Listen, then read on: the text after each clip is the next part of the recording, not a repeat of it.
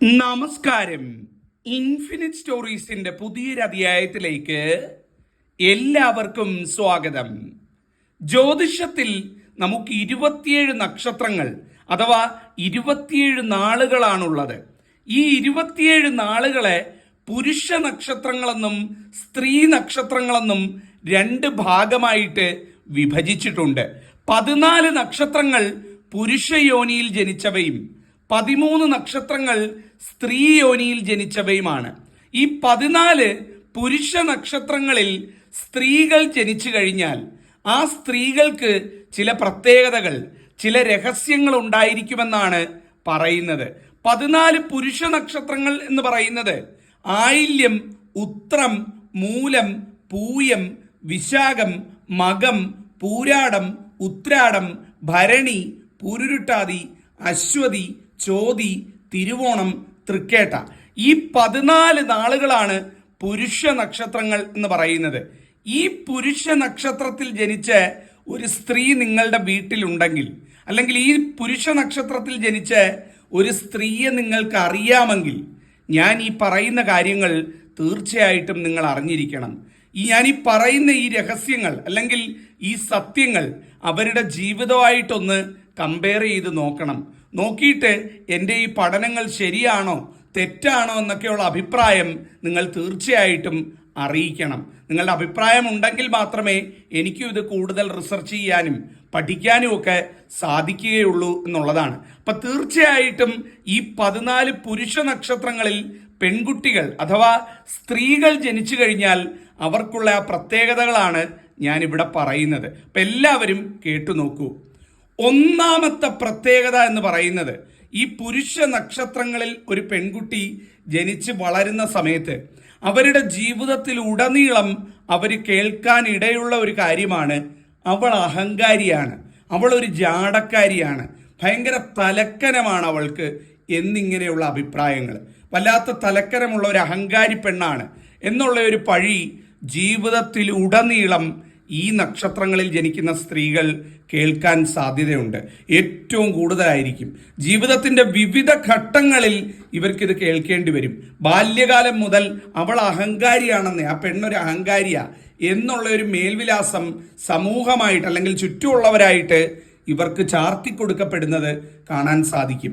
ഇതിൻ്റെ ഏറ്റവും വലിയ കാരണം എന്ന് പറയുന്നത്, ഒരാളെ കണ്ട ഉടനെ ചിരിച്ചു കാണിക്കാനോ ഇടിച്ചു കയറി സംസാരിക്കുന്നവരോ അല്ലെങ്കിൽ വലിയ പരിചയം പുതുക്കി അവരുമായിട്ട് അങ്ങ് സ്നേഹനിധികളാവുന്നവരോ ആയിരിക്കില്ല ഈ നക്ഷത്രങ്ങളിൽ ജനിക്കുന്ന സ്ത്രീകൾ എന്നുള്ളതാണ്.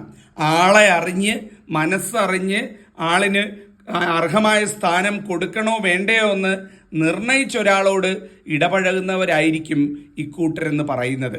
അത് തന്നെയാണ്, ഈ ആളറിഞ്ഞ് പെരുമാറുന്നത് കൊണ്ട് തന്നെയാണ് ഇവർക്ക് ഈ ഒരു പേര് വരാൻ ഏറ്റവും കൂടുതൽ കാരണം എന്ന് പറയുന്നത്.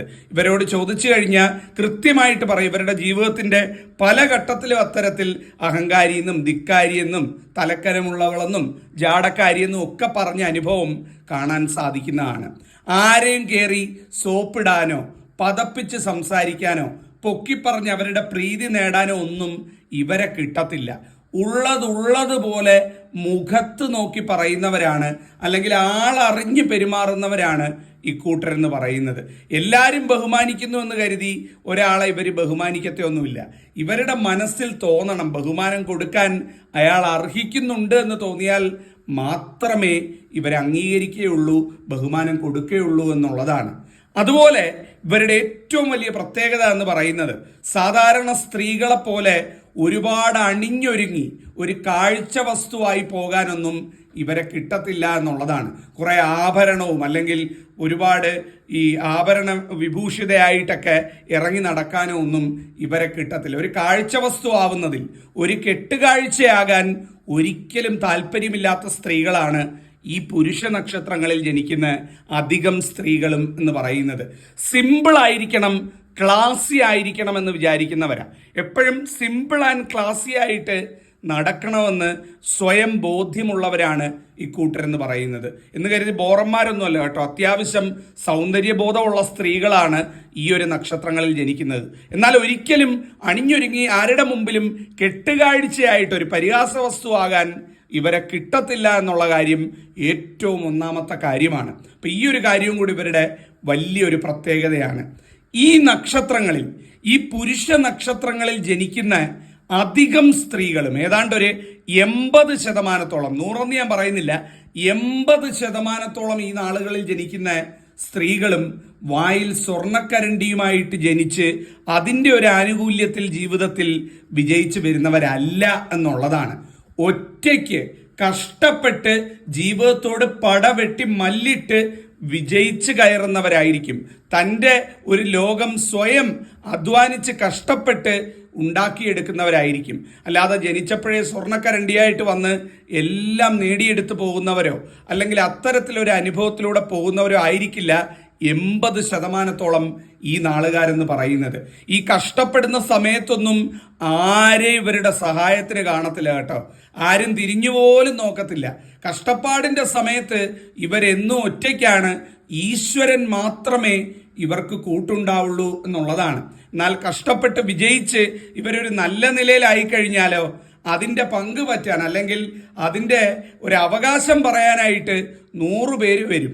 ഞാൻ അന്ന് അങ്ങനെ പറഞ്ഞുകൊണ്ടാണ് നിനക്കിതൊക്കെ ഉണ്ടായത്, അല്ലെങ്കിൽ ഞാനന്ന് അങ്ങനെ ചെയ്തുകൊണ്ടാണ് നിനക്കിതൊക്കെ സംഭവിച്ചത് എന്നുള്ള രീതിയിൽ പറഞ്ഞുകൊണ്ട് 100 പേര് ഇവരുടെ ജീവിതത്തിൽ വരുന്നത് കാണാൻ സാധിക്കും.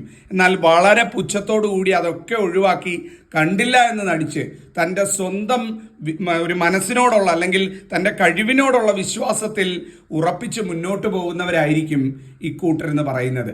ഈ സ്വഭാവമൊക്കെ കൊണ്ടായിരിക്കും ജീവിതത്തിൽ മിത്രങ്ങളെക്കാൾ കൂടുതൽ ശത്രുക്കളുള്ളവരുമാണ് ഇക്കൂട്ടരെന്ന് പറയുന്നത്.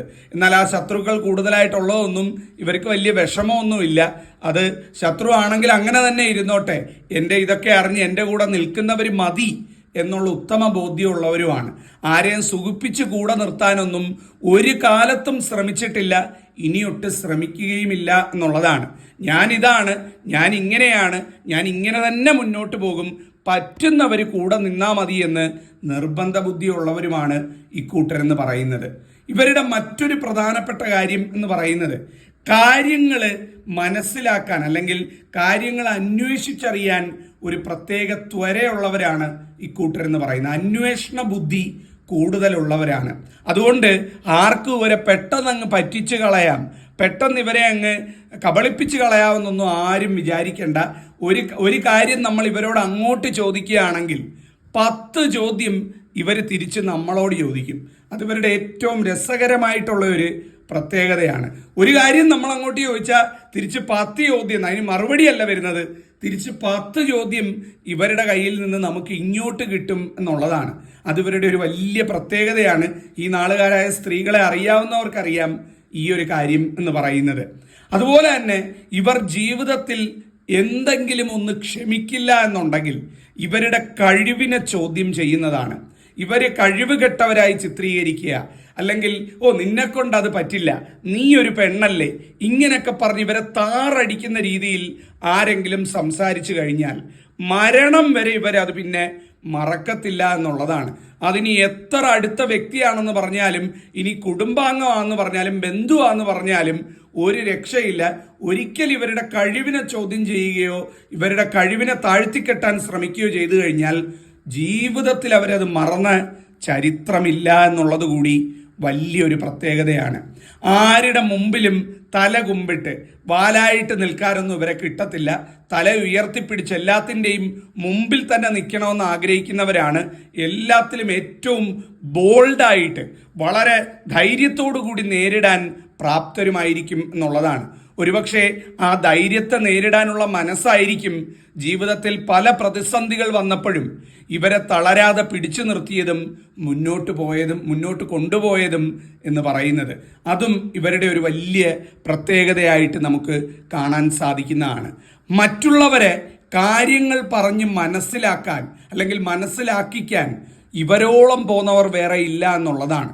ഈ നാളുകളിൽ ജനിച്ച സ്ത്രീകളുടെ ഒരു വലിയ പ്രത്യേകതയാണ്. ഒരു കാര്യമൊക്കെ ഉണ്ടെങ്കിൽ മറ്റുള്ളവരെ അതൊന്ന് ധരിപ്പിച്ചെടുക്കാൻ, പറഞ്ഞ് മനസ്സിലാക്കാൻ ഇവർക്ക് പ്രത്യേക വാക്ചാതുര്യവും പ്രത്യേക കഴിവുമായിരിക്കും.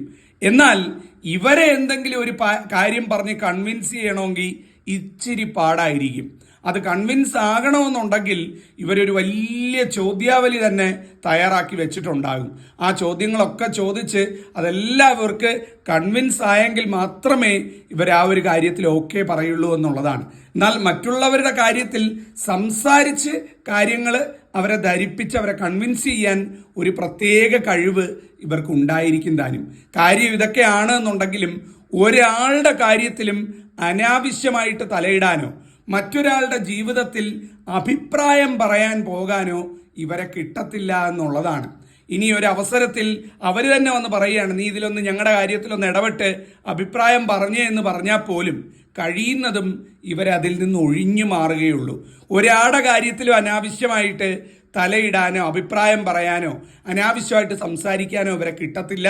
എന്നാൽ ഇവരുടെ ജീവിതത്തിലേക്ക് ആരെങ്കിലും അങ്ങനെ അഭിപ്രായം പറയാനോ ഇടിച്ചു കയറാനോ വന്നു കഴിഞ്ഞാൽ അവരെ ഒട്ടും വെച്ച് പൊറുപ്പിക്കത്തുമില്ല, അവരെ പറപ്പിക്കുകയും ചെയ്യുന്നവരായിരിക്കും ഇക്കൂട്ടരെന്ന് പറയുന്നത്. ദേഷ്യം വന്നു കഴിഞ്ഞാൽ മേൽ കീൽ നോക്കാത്തവരാണ് ഇക്കൂട്ടരെന്ന് പറയുന്നത്. പൊട്ടിത്തെറിച്ച് കളയും. ദേഷ്യം അങ്ങനെ ഇങ്ങനെയൊന്നും വരുത്തില്ല, പക്ഷെ വന്നു കഴിഞ്ഞാൽ എതിരെ നിൽക്കുന്നവർ ഇനി ആരാണ് എന്ന് പറഞ്ഞാലും ഏറ്റവും ഉറ്റവരുടയവരാന്ന് പറഞ്ഞാലും ആ ദേഷ്യത്തിന്റെ ചൂട് അനുഭവിച്ച് തന്നെ അറിയും എന്നുള്ളതാണ്. അത് ഇവരുടെ ഒരു വലിയ പ്രത്യേകതയാണ്. പെട്ടെന്നൊന്നും ദേഷ്യം വന്നങ്ങ് പൊട്ടിത്തെറിക്കത്തൊന്നുമില്ല, പക്ഷേ അങ്ങനെ ക്ഷമിക്കും. ക്ഷമയുടെ നെല്ലിപ്പലക വരെ ചിലപ്പം കണ്ടെന്നിരിക്കും. പക്ഷേ പൊട്ടിത്തെറിച്ചു കഴിഞ്ഞാൽ പിന്നെ രണ്ടിലൊന്നാണ് എന്നുള്ളതാണ്. അതുകൊണ്ട് ഇവരെ ദേഷ്യം പിടിപ്പിക്കുന്നത് സൂക്ഷിച്ചു വേണം. ചിലപ്പോൾ ഏറ്റവും അടുത്തവരോടാണ് അല്ലെങ്കിൽ ഏറ്റവും സ്വന്തം എന്ന് കരുതിയവരോടൊക്കെയാണ് ദേഷ്യപ്പെടുന്നതെന്നുണ്ടെങ്കിൽ ആ ദേഷ്യത്തിനൊപ്പം കരച്ചിലും ഇവരുടെ കൂടപ്പിറപ്പായിരിക്കും എന്നുള്ളതാണ്. പൊട്ടിത്തെറിക്കുന്നതിനോടൊപ്പം വല്ലാതെ ഇവര് കരയുന്നുമുണ്ടാകും എന്നുള്ളതാണ്. ആ കരച്ചിലെന്ന് പറയുന്നത് തോൽവിയുടെ അടയാളമൊന്നും അല്ല കേട്ടോ. ആ കരച്ചിലെന്ന് പറയുന്നത് ഇവര് ഇമോഷണലി അങ്ങ് എക്സ്പ്ലോഡ് ആകുന്നതിൻ്റെ അല്ലെങ്കിൽ ഇമോഷണലി പൊട്ടിത്തെറിക്കുന്നതിൻ്റെ ഒരു കാര്യം മാത്രമാണ് എന്നുള്ളതാണ്. അങ്ങനെ വളരെ അപൂർവമായിട്ട് ഇവർ ദേഷ്യപ്പെടാറുണ്ട്. ദേഷ്യപ്പെട്ട് കഴിഞ്ഞാൽ അന്ന് എല്ലാവർക്കും പൊങ്കാലയാണ് എന്നുള്ളത് കൂടി മനസ്സിലാക്കുക. മറ്റൊരു പ്രധാനപ്പെട്ട ഒരു ലക്ഷണം ഇവർ കാണിക്കുന്നതെന്ന് പറഞ്ഞു കഴിഞ്ഞാൽ കുടുംബത്തിന് വേണ്ടി എന്തും ചെയ്യാൻ മടിക്കാത്തവരാട്ടോ. കുടുംബത്തിന് വേണ്ടി, പ്രത്യേകിച്ചും മക്കൾക്ക് വേണ്ടി ജീവിക്കുന്നത് ആർക്കാണെന്ന് ചോദിച്ചാൽ സ്വയം നല്ല ഇവർ മറുപടി പറയുന്നത് എൻ്റെ മക്കൾക്ക് വേണ്ടിയാ, എൻ്റെ മക്കൾക്ക് വേണ്ടിയാണ് ഈ ജീവിതം തന്നെ ഞാൻ ഒഴിഞ്ഞു വെച്ചിരിക്കുന്നത് എന്ന് വിളിച്ചു പറയുന്ന, ഇരു കണ്ണും പൂട്ടിക്കൊണ്ട് പറയുന്നവരാണ് ഈ ഒരു നാളുകാരായ സ്ത്രീകൾ എന്ന് പറയുന്നത്. മക്കളുടെ ജീവനാണോ സ്വന്തം ജീവനാണോ വലുത് എന്ന് ചോദിച്ചാൽ മക്കളുടെ ജീവനാണ്. മക്കൾ കഴിഞ്ഞ് എനിക്ക് എന്തുള്ളൂ എന്നുള്ള ഒരു നിലപാടെടുക്കുന്ന സ്ത്രീകളാണ് അധികവും ഈ നക്ഷത്രത്തിൽ ജനിച്ചത് എന്ന് പറയുന്നത്. അതുകൊണ്ട് ഈ നാളുകാരായിട്ടുള്ള അമ്മയൊക്കെ ഉണ്ടെങ്കിൽ മക്കളുടെ ഭാഗ്യമെന്നല്ലാതെ ഒന്നും പറയാനില്ല. എല്ലാ അമ്മമാരും മക്കളുടെ ഭാഗ്യമാണ്. പ്രത്യേകിച്ചും ഈ നാളുകാരാണ് എന്നുണ്ടെങ്കിൽ അത് മക്കളുടെ ഇരട്ടി ഭാഗ്യമെന്ന് പറയാതിരിക്കാൻ നിവൃത്തിയില്ല. അപ്പം ഞാൻ ഈ പറഞ്ഞ കാര്യങ്ങൾ, ഈ പുരുഷ നക്ഷത്രത്തിൽ ജനിച്ച സ്ത്രീകളെ പറ്റിയുള്ള കാര്യങ്ങൾ നിങ്ങൾക്ക് മനസ്സിലായി കാണുമെന്ന് വിചാരിക്കുന്നു. കേട്ടിട്ട് അഭിപ്രായങ്ങൾ അറിയിക്കുക എല്ലാവരെയും ജഗദീശ്വരനെ അനുഗ്രഹിക്കട്ടെ. നന്ദി, നമസ്കാരം.